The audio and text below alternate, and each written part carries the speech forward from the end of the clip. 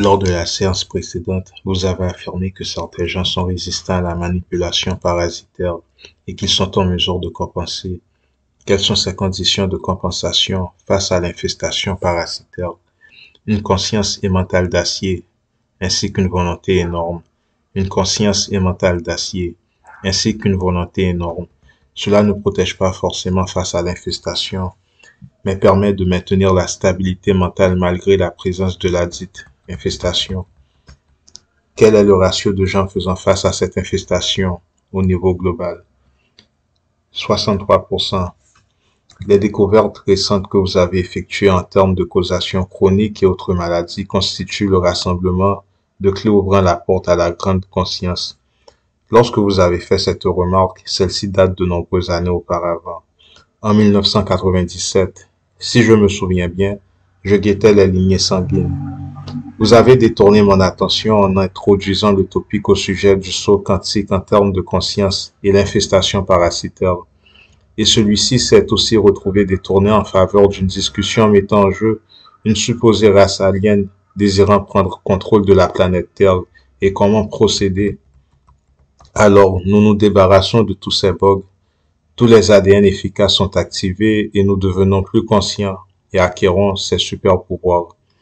Concernant ces lignées, sont-ce par exemple des gens étant en mesure de graduer, mais ayant certaines faiblesses et se faisant infester, ce qui prévient dès lors le processus de graduation? Est-ce une faiblesse ou est-ce programmé d'avance?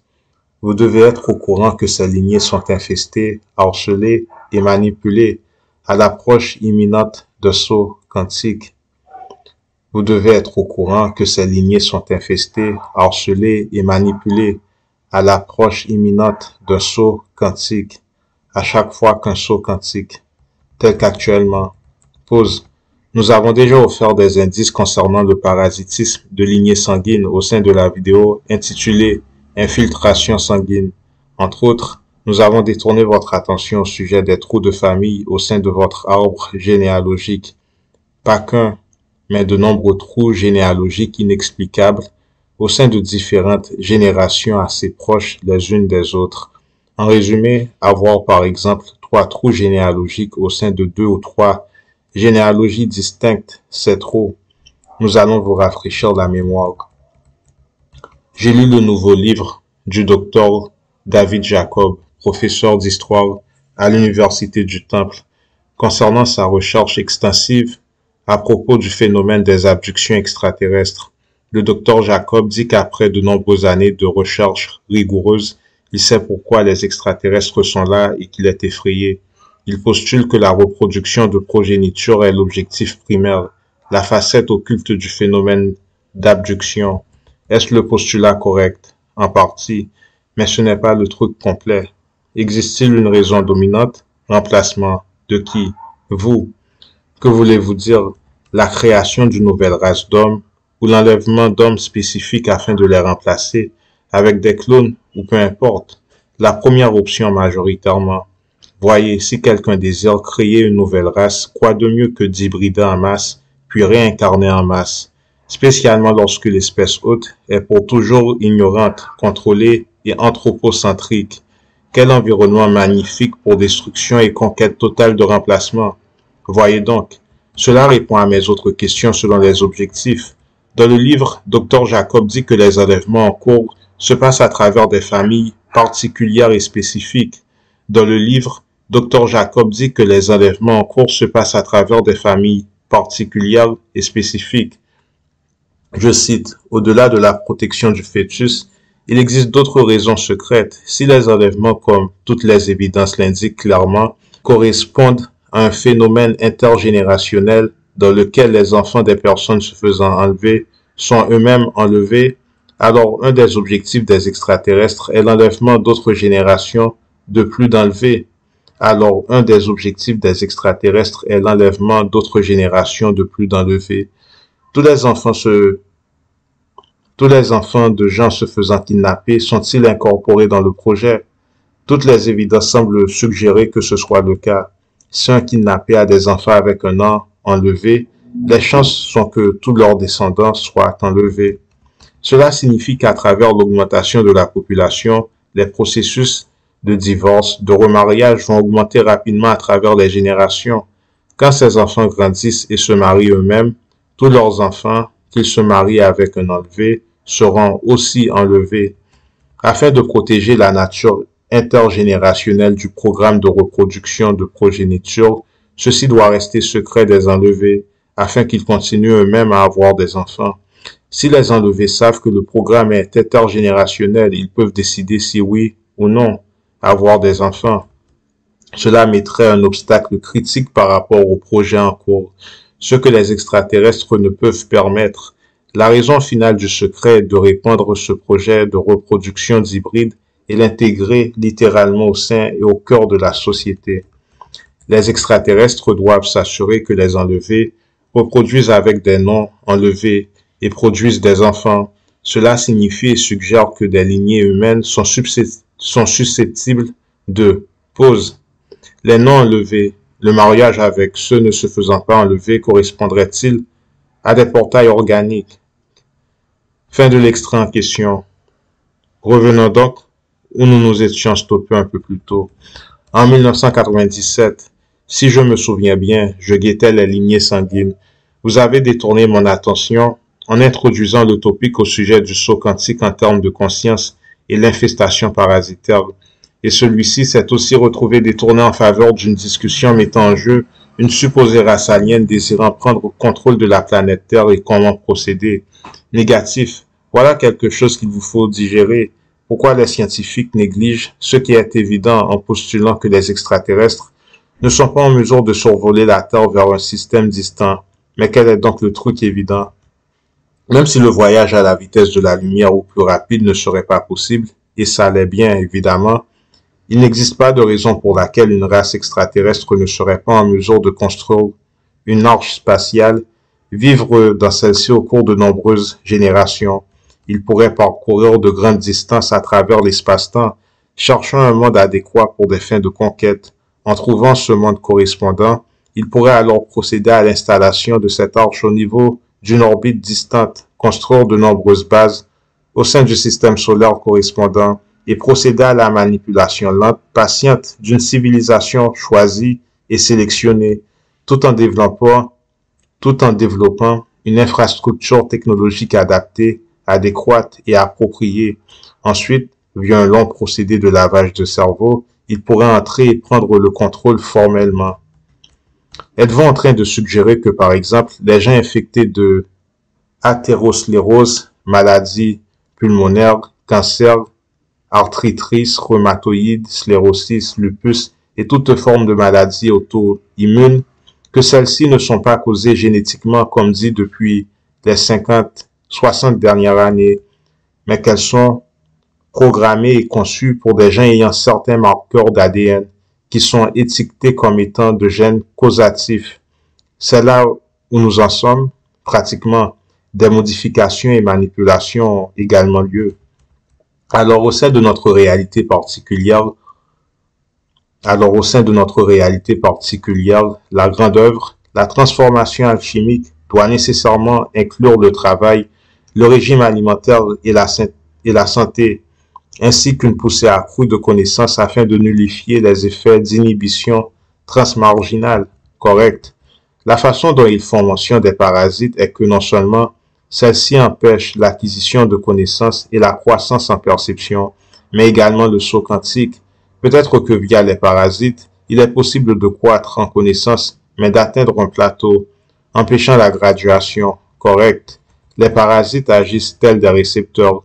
Se libérer de micro-organismes parasitaires est primordial pour ce qui est de la transformation. Se libérer de micro-organismes parasitaires est primordial pour ce qui est de la transformation.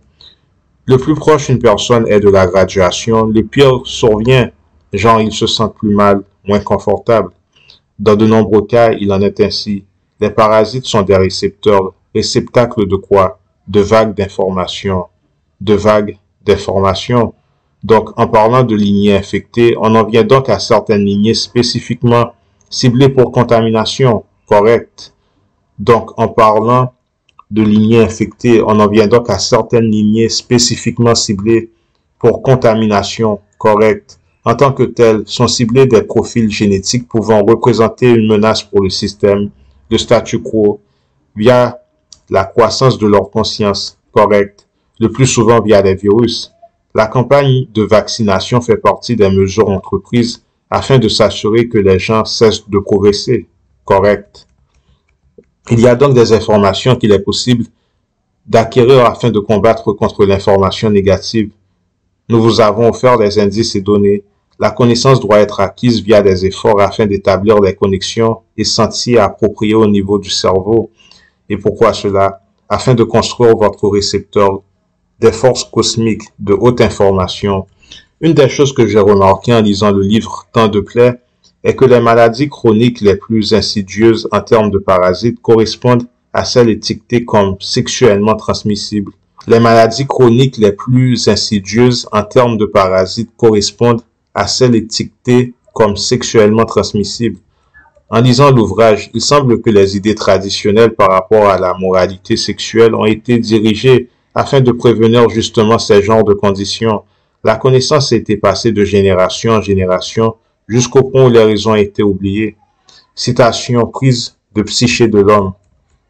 L'influence mentale, émotionnelle et physique d'une entité peuvent décider de la voie originale karmique, mais également des opportunités et options de l'autre. Cela peut perturber la planification de vie en facilitant la mort, prolonger la vie et ainsi troubler le processus de règlement. Une entité de genre différent peut influer sur la préférence sexuelle et l'orientation du genre, mais aussi le choix de partenaires intimes. Les évidences que des choses du genre arrivent sont bel et bien présentes. M. Baldwin a suggéré que le ratio de gens souffrant d'attachement à quelque point que ce soit est de l'ordre de 100%. Dans certains cas, des individus se trouvant au sein de mariages hautement insatisfaisants et même misérables, mais n'étant pas en mesure de s'extirper de celui-ci, deviennent faibles et argumentent avec eux-mêmes concernant la droiture de laisser le mariage, se trouvaient soudainement libres de ses peurs codépendantes. Il a été établi que le sujet a été envahi à un moment opportun par une entité voulant être le partenaire de mariage et que l'esprit a influencé le sujet concernant ce partenariat avec le compagnon en question. Il a été établi que le sujet a été envahi à un moment opportun par une entité voulant être le partenaire de mariage et que l'esprit a influencé le sujet concernant ce partenariat avec le compagnon en question. Chaque fois que le noyau essentiel de l'individu essaye de laisser la relation, une série de luttes internes fait son apparition comme par enchantement afin de prévenir les souhaits de l'autre. Cela a toujours été perçu comme les propres doutes et appréhensions de la victime concernant un départ probable. Reprenons. Pour beaucoup de personnes, la transition en régime alimentaire est soit impossible dû à des éléments et facteurs épigénétiques ou sinon celle-ci doit être entreprise très lentement. Pour certains, la recommandation en carbohydrates est plus élevée. Dans ce cas-ci, il doit effectuer des ajustements expérimentaux en ajoutant des racines de type végétaux et un peu de légumes verts et fruits rouges. Vous dites que pour certains, la transition afin de fonctionner via les kétones est plus difficile pour des raisons nombreuses et variées. Correct. Le régime alimentaire kétogénique n'est donc pas bénéfique et avantageux pour tous. Correct. Mais cela remet aussi en question le fait que ce régime alimentaire aide l'individu à évoluer et augmenter de fréquence de vibration et résonance. Il est avantageux pour ce qui est de l'augmentation en termes de fréquence de vibration et de résonance, pour ceux le nécessitant. Pour d'autres, il est impératif de suivre un plan adjacent. Il existe pas mal de différents types d'individus. Comme vous avez pu le remarquer, le régime alimentaire kétogénique représente même un défi pour les gens étant configurés à celui-ci. Et afin de répondre à votre question, un certain élément karmique est connecté pour ce qui est de l'obligation de régime alimentaire bénéfique à chacun. Pause. Nous n'allons pas nous éterniser sur le sujet, mais simplement un petit récapitulatif. Le premier point est qu'avoir des parasites modifie vos envies alimentaires et non pas vraiment vos nécessités alimentaires. Avoir des parasites peut vous faire confondre envie et nécessité alimentaire, deux choses totalement différentes. Les problèmes alimentaires, peur, phobie, addiction, les problèmes alimentaires peur, phobie, addiction et les irrégularités comportementales ont été dissous comme par magie. Il était de plus en plus évident que beaucoup d'attachements ont fait lieu durant les traumatismes au sein de la période infantile. L'autre point est que les nécessités alimentaires sont en partie configurées par votre race, mais surtout et surtout par la configuration de la structure karmique de votre groupe sanguin, de votre génotype, donc de la structure de votre ADN. Ce sont des sujets qui ont été parcourus tant bien que mal au sein de 2 vidéos. Classification des groupes sanguins, l'art de raconter une histoire, et code secret et structure karmique des groupes sanguins. Afin de poursuivre, disons simplement que certaines personnes sont plus électriques, d'autres plus magnétiques. Selon la classification actuelle, les positifs sont considérés électriques et les négatifs magnétiques. Ce dont je ne peux vous assurer à 100% car ce truc de groupe sanguin est un des secrets les mieux gardés au monde et même peu discutés. Ceci dit, voilà, plus vous avez une affinité au soleil, plus il vous est facile de consommer une alimentation riche en fruits et légumes, une alimentation ne contenant pas de chair, etc. Inversement, plus vous êtes sensible à la chaleur, plus vous êtes à l'aise dans le froid, plus la personne en question est en mesure de consommer le régime alimentaire kétogénique, composé en grande partie de protéines, de lipides et de très peu de carbohydrates. Et cela a du sens. Les aliments naturels que nous nommons fruits et légumes, la plupart d'entre eux croissent naturellement via la lumière du soleil. D'autre part, les aliments magnétiques croissent via la lumière de la lune. Les êtres ayant une affinité au soleil ont beaucoup plus de facilité à subsister physiquement lorsqu'ils suivent leurs recommandations alimentaires, karmiques et structurelles. En contrepartie, les gens ayant une affinité avec les aliments magnétiques ont beaucoup plus de mal à subsister par rapport à ceux dont leur régime alimentaire doit être dicté via l'affinité électronique, donc solaire, puisque c'est le soleil principalement qui détermine la fréquence vibrationnelle de la Terre. Outre ces détails, il convient de mentionner d'autres aspects ayant attrait à la gravité. Plus le plan d'existence est dense, plus les gens vivant dans celui-ci ont besoin de la solidité alimentaire afin de subsister, quoique ce n'est pas pour tout le monde, enfin une minorité. Les aliments végétariens purement végétariens sont naturellement moins denses que ceux charnels. Plus vous augmentez en conscience, généralement, si votre structure karmique et génétique le permet, plus il vous sera facile de subsister avec des aliments moins denses, donc plus alcalins. Reprenons. Vous êtes en train de suggérer que ceux d'entre nous nécessitant le régime alimentaire kétogénique ont un karma à payer, à rembourser, que nous sommes en quelque sorte torturés. Nous étions des gloutons par le passé, pratiquement, mais n'êtes-vous pas content qu'une voie vous ait été offerte? Vous avez aussi révélé que le développement de l'âme se marie à la génétique. Existe-t-il une connexion par rapport à cela? Correct. Les gens du forum sont curieux concernant l'âge, à quel stage de développement l'âme prend place au sein du fœtus, d'un bébé, lorsque celui-ci est sur le point de naître. Cela n'est point écrit sur marbre.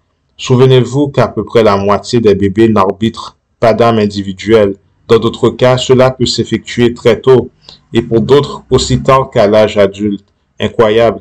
L'âme se trouve donc en attente aux alentours de la biologie, afin que la fréquence corporelle de celle-ci change. Ceci est donc véridique. Une âme peut traîner autour d'un corps étant proche de la fréquence voulue et doit attendre afin que quelque chose arrive ou change. Correct. Mais qu'est-ce qui peut donc changer la fréquence? L'expérience, la connaissance, la puberté. Les perspectives changent via l'expérience, je pense. Correct. Cela signifie qu'entre-temps, quelque chose d'autre peut prendre contrôle de la biologie durant l'attente. Correct. Ce truc se trouve-t-il expulsé lorsque l'âme fait son apparition? Positif. Vous avez déjà parlé de vaccination et de choses changeant la fréquence provoquant des potentiels négatifs. L'âme peut se faire expulser de la biologie si la fréquence n'est pas adéquate à l'âme. Correct. Entre parenthèses, possession, oppression, dépression et possession démoniaque. Dans certains cas, il existe une super sonde, un super détecteur de composants. Qu'est-ce que cette histoire? Des mutations incitées extérieurement. Extérieurement par quoi? Le plus souvent par l'âme occupant le corps elle-même. Ainsi, si une âme sélectionne un corps ou détecte une fréquence assez proche de la biologie désirable, celle-ci peut également modifier le corps spécifique pour ses propres intérêts, bien que la séquence d'ADN de ce corps ne soit pas vraiment à son goût. Alors notre âme peut-elle causer des mutations? Correct. Cela prend place avant la naissance? Non. Une fois que l'âme est installée, pour ainsi dire, dans la biologie en question, quelle est la nature de certains de ces processus permettant ces modifications du point de vue physique? Le régime alimentaire en représente une fraction, mais aussi le fait de contracter une maladie voulue. Le régime alimentaire en représente une fraction, mais aussi le fait de contracter une maladie voulue. Alors il est possible de choper une maladie car l'âme veut apprendre et expérimenter quelque chose, et c'est à travers la dernière que l'enseignement sera retenu. Non, l'âme et ses assistants veulent déclencher une modification d'ADN. Où voulez-vous en venir lorsque vous mentionnez l'âme et ses assistants? Qui sont les assistants de l'âme? Des unités de membres tributaires aussi bien à l'intérieur qu'à l'extérieur du corps. Vous pouvez donc être transformé éventuellement en monstre sans âme. Correct. Et la technologie pourrait agir à ses propres fins, telles que mentionnées. Correct. Pour une personne, lorsque l'âme s'attache ou s'en va, est-ce visible? Parfois, pour l'individu, il peut observer quelque chose en lui-même. Un observateur peut le remarquer. Ainsi, une personne est en mesure de changer dramatiquement. Correct. Une personne est-elle en mesure de contenir plus qu'une âme en elle? Parfois, positif. Est-ce pourquoi certaines personnes souffrent de désordre de la personnalité? Dans certains cas, c'est ce qui se passe. Pause. Afin de comprendre ceci, nous avons expliqué que vous êtes votre âme, sans pour autant l'être à part entière. Comme dit, c'est un sujet très compliqué. Pour des individus vivant dans le monde de densité 3, il convient de discuter séparément de la biologie, votre réceptacle et votre âme. Vous qui m'écoutez en ce moment tout comme moi, sommes en partie notre âme et notre biologie. Le processus de croissance de la biologie est effectué d'avance au sein des laboratoires d'incubation en Orion. Si vous ne comprenez pas et aucune autre, car c'est compliqué une fois de plus, les paramètres et modalités de configuration de votre biologie sont prédestinés lorsque votre modèle biologique a été conçu au sein de ces laboratoires d'incubation. En résumé, notre biologie actuelle n'est que le fruit, la récolte de biologie préconfigurée au sein de laboratoires d'incubation en densité 2, 3 et 4, aussi faux que cela puisse paraître. Notre modèle biologique possède une fréquence lui étant propre, et l'âme recherche alors une biologie en fréquence adéquate, lui étant nécessaire afin de poursuivre sa mission de profil et destination, donc grandir de 15 cm, etc. en 2 ans. Tout cela fait partie d'un éventail de possibilités possibles pour cette biologie encore de différentes gammes de vecteurs de la dite biologie que nous appelons la génétique. Mais à quoi correspond la forme première, la manifestation première de la dite biologie en densité 3? C'est le fœtus. Oui, le fœtus, car votre corps est le produit d'un fœtus. Voilà pourquoi il est dit ceci. Les gens robots n'ont pas d'arbre généalogique. Pas exactement. Ceux qui en possèdent une ont l'alignement de l'âme correspondante afin d'en avoir une. Nous parlons donc d'une certaine lignée génétique qui active certaines capacités et gènes qui se connectent avec l'âme correspondante qui a préparé sa manifestation dans la lignée. Correct. C'est l'individu de profil oral qui compte et non la classification, le regroupement. Mais la nature d'une personne n'est-elle pas déterminée par l'âme de celle-ci et non par le corps physique? Partiellement. Souvenez-vous que le profil oral et karmique s'unit avec la structure physique. Êtes-vous en train de dire que les conditions physiques particulières sont une réflexion physique de l'orientation spirituelle, que l'âme doit correspondre aux génétiques, même si seulement en termes de potentiel? Précisément, ceci dit, le potentiel de développement spirituel d'une personne dépend en grande partie de leur génétique. Le processus naturel se marie avec la construction systémique physique lorsque présent. Le dernier point de la vidéo concerne les gens se préparant. Comment savoir? L'extrait qui suit explique le terme souvent employé au sein des vidéos, l'apocalypse dans un environnement calme et contrôlé. Beaucoup de gens parlent de l'attente de la vague. En fait, un d'eux a affirmé que s'il y avait une date de confirmation, il pourrait se préparer, mais puisque ce n'est pas le cas, il ne voit aucune utilité par rapport à cette forme de préparation. La vague est en procédure. Souviens-toi du principe de l'échelle. Le principe d'échelle consiste en ce sens que lorsque des vagues, des ondes quantiques s'effondrent à l'échelle atomique, cela est pratiquement instantané à cause de l'étroitesse du système. Une vague d'ondes en phase de transition pour une échelle d'ordre macrocosmique se déroule au cours d'une période de temps. La disparition des grenouilles représente un marqueur, un précurseur de l'effet de la vague. En d'autres termes, selon notre perspective, ce que nous observons correspond à des événements incrémentiels qui, selon une perspective plus grande, seraient plus ou moins instantanés. Correct. Est-ce le principe d'échelle dont nous sommes en train de parler, positif? Et ceux ne remarquant pas cela se retrouveront au-dessous de la vague. Une personne qui atteint une date spécifique afin qu'apparaisse un flash spécial et traverser d'un monde vers un autre n'arrive pas à assumer l'échelle cosmique du truc. Exactement. Pause.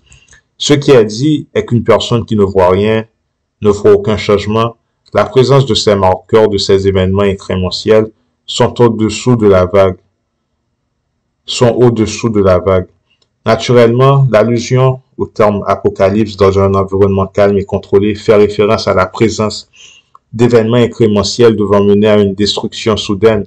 Ceux ne voyant pas cela sont entre de mauvaises mains. Voici quelques signes et vous ne rêvez pas. Plus de gens semblent mourir dans le monde, mais plus de gens semblent naître, car nous vivons dans une époque avec une quantité d'opportunités inégalables. Les périodes de transition, donc beaucoup plus de biologie sont en demande. Il fait beaucoup plus chaud, les catastrophes naturelles, etc. Il convient de traquer les prophéties. Au niveau de la vie collective, remarquez que vos proches semblent faire face à plus de tribulations. La présence d'anomalies. Nous remarquons tout cela. La guerre des genres entre masculins et féminins, etc. Reprenons. Nous avons déjà affirmé que c'est un exemple parfait de pop circonstanciel, cosmique. Vous n'avez simplement pas l'envergure totale de la perspective. Et quoi de plus concernant le sujet? Pour certains, les choses peuvent être plus dramatiques que pour d'autres. Qu'est-ce que cela signifie? Cela dépend du poids karmique de la dite personne. Dites-vous que pour certains, la transition sera douloureuse? Correct. Je pense qu'ils ont dit qu'après la vague, il y aura une période de transition de l'ordre de 1000 années de la densité 3 à 4. La création d'une réalité totalement différente en termes cosmiques. En ce moment, il parle du chaos, de la destruction. Vous commencez à comprendre ce qu'est le temps, un processus cosmique de duration pratiquement infinie. Mais ne soyez pas autant complaisants, car quelques-uns de ces processus peuvent être rapides et destructifs selon votre perspective.